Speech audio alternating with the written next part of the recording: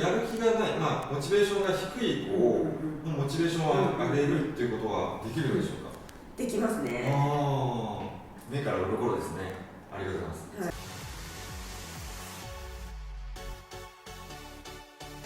パーソナルトレーナーの杉浦です。今日はですね、体の軸プラス心の軸イコール子供の笑顔をコンセプトにご活躍のトレーナー臼井美幸さんをゲストにお迎えして、子供のスポーツを始める時期とか子供の運動能力向上やスポーツを始めるタイミング、やる気にさせる方法などについて伺ってまいりたいと思います。今回はコラボ動画ですので、みゆきさんの動画では婚活のためのボディメイクについて赤裸々に公開してますので、そちらも説明欄から飛んでご視聴ください。それでは臼井みゆきさん、よろしくお願いします。はい、よろしくお願いします。みゆき先生はですね、すごい方ですので、経歴がすごすぎて全部語るとすごく時間がかかってしまいますので、簡単に自己紹介をお願いできますでしょうか？はい、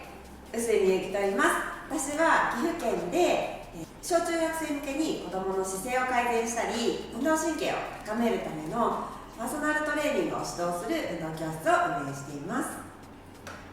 そんな簡単にかなりコンパクトにまとめられてますが、本当にすごい経歴をお持ちなので、よろしければ説明欄からみゆきさんのホームページ飛んでいただければと思います。よろしくお願いします。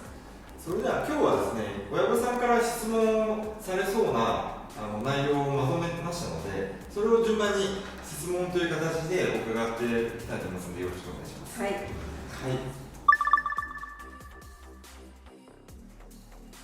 それではまずですね、このフィジカルトレーニングという、言い方させていただきますけど、っていうのは何歳から始めるのがベストなんでしょうか？私が教えているトレーニング自体っていうのは、もう0歳からでもやってほしいトレーニングなので、うちの教室は大体5歳、6歳ぐらいからやるんですけど、その体を、姿勢を良くしたりとか、運動能力を上げていくような、トレーニングと言っていいのかどうかわからないんですけど、0歳の時からたくさん巻いたり、たくさん寝返りしたり、ちょっとハイハイしたりとかっていうところから、体幹トレーニング、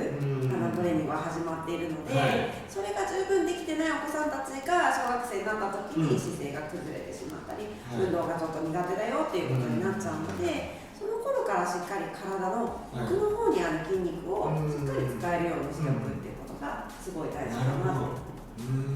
ってます。それじゃあもう生まれた時からすぐにこう計画といいますかしていく、育て方とかね、そうですね、ある程度考えていくこと大切なんですね。大事にね育てられた子ほど体幹が鍛わってなかったりするんですね。いつも抱っこされてたりとか、いつも手つないで歩いてた子が体幹鍛わらないままになっちゃってるので、目から鱗ですね。ありがとうございます。それでは次の質問をいきたいと思います。ウェイトトレーニングをすると身長が伸びなくなっちゃうんじゃないかということで、杉浦さんのところだとウェイトトレーニングメインだから子供の身長伸びなくなっちゃうから、今フィジカルトレーナーさんのところで見てもらってるんですっていうことを打ち明けられたことがあるんですよ。体幹トレーニングというのは逆に身長が伸びなくなるということはないんでしょうかね？そうですね、うちでやってるトレーニングは、本当になんか体を柔らかくする、奥の方で使えてない筋肉を使えるようにして、柔らかくして上手に使えるようにしていくっていうことを教えてるので、うちに来てる子は逆に身長が、うち通い始めてから身長が伸びたっていう子も何人かいるぐらい、筋肉が固まってしまっている子が多いんですね。で、体が硬くなっている。それって筋肉が硬くなってるのって、使いすぎもあるけど、使ってなさすぎて硬くなってることなので、そういう子はしっかりトレーニングしていってあげることによって、逆に身長が伸びやすくなったり。逆に伸びやすくなる。それ何歳ぐらいから筋肉柔らかくし直すことできるんですか？何歳からでもできますよ。何歳からでもできる。何歳からでも。高校生になってから。全然できる。それは目から鱗ですね。全然極端なこと言ったら私病院勤めてた時に70歳の方でもあれ初めての子こんなに体柔らかくなるかみたいな。お本当1、2年生の子だと3ヶ月もトレーニングすれば姿勢とか改善してくるんですけど、5、6年生から中学生になってくるともうちょっと半年から1年ぐらい改善にちょっと時間癖がついちゃってると特に。足が遅いとかこう運動神経が弱い子が、これ治るものなのか改善していくものなのか、また改善していくとしたらどれぐらいの期間を要するものなのかっていうのをちょっと教えていただけますか。そうですね、まず運動神経悪い子はトレーニングを正しくすることによって必ず運動神経は良くなります。で、どのぐらいのスピードでっていうのは、本当に本人のやる気にもよりますし、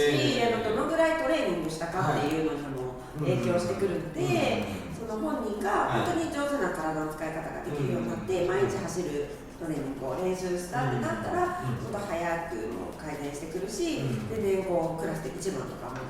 目指せると思いますし、今うちに来てる子でも、こうクラスでもう本当に後ろの方だった子が、今もうリレー選手目指せるぐらい、リレー選手になれ、ちょっと今年運動会がなかったから選ばれなかったんですけど、もうそのぐらいクラスでも、トップではないけど、2番、3番のそのぐらいのところまではいけてるので、それまでに1年から1年半ぐらいですかね。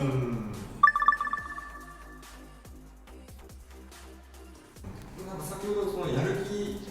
があればということだったんですけど、逆にやる気がない、モチベーションが低い子をモチベーションを上げるっていうことはできるのでしょうか。できますね。やる気がない子って、それがなんか嫌いとかやりたくないとかって言うけど、ただちょっとうまくできなくって、もう諦めちゃってるだけなんですよね。どうせやってもできないんだみたいな感じで諦めちゃってる。ちょっとずつちょっとずつできたを繰り返していくことによって、だからうちのレッスンでは必ず前回来た時よりもちょっとでも良くなったことを必ず見つけてもらうのね。絶対あるから子供がチャレンジしたことをまず褒めてあげてほしいし、チャレンジしてできなかった方じゃなくて、チャレンジしてできた方を必ず見つけて、そこをちゃんと見てるんだよっていうことを子供に伝えてあげるだけで、これはめちゃくちゃ嬉しい。そういうことだったんですね。子供の方向性、例えば野球に生かすのか、サッカーに生かすのかとかいうそういう分岐点っていうのはいつまでに決めればいいんですか。全然私は中学からでも高校からでも新しいスポーツを始めても遅くないと思いますし、その遅くから初めてもプロになったオリンピック目指せたっていう方も実際にいるので、全然いつになっても遅いことはなくって、ただその小学生のうちにできればいろんな動きを、いろんな運動をしておくといいかなと思います。みゆきさんのコンセプトである子供の心の軸プラス、体の軸イコール子供の笑顔っていうのがね、あるんですが、それの理由を教えていただけますでしょうか。本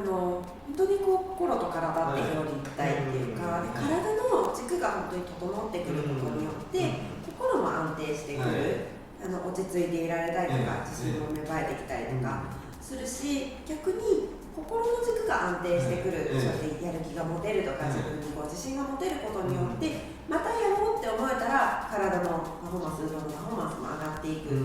で、私はその両方の側面から、体自体も、本当にフィジカルの面、部分もしっかりとトレーニングして高めていきつつ、そして自信をつけてもらいつつ、本当に心の面でも、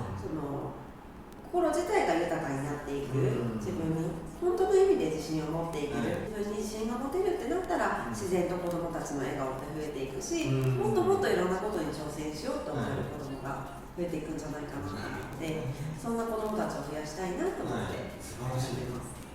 みゆきさんのとこは、月に何回ぐらい通われる？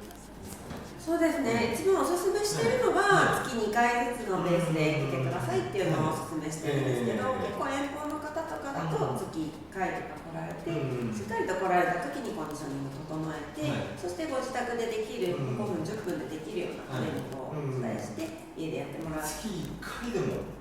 効果が出るんですね。月1回でも効果を感じてもらってます。すごいですね。それでは最後にみゆきさんから視聴者の皆さんに一言お願いできますか。はい、